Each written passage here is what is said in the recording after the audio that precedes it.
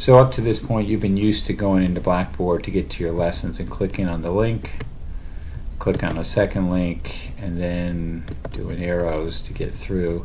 That's going to change in the second half. Instead, you're going to go to the link and it's going to bring you to this, which is the entire course, other than what you're turning in Blackboard. And you then start the course, and you can see you can toggle down, up and down, and find where you're going. So for example, if we go to the savings and investment first lesson, on the right side you can go through objectives and everything you're normally used to, such as the videos, and the questions will come one after the other instead of all on one page, and each one you submit and you have to do it until you get it right, and then you keep going through videos, and at the very end you have the assignment.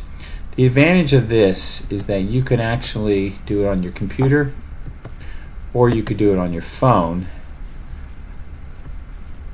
like that, or you could do it on your tablet or a different kind of phone, or if you want to turn it on your phone, you could still do it on the phone.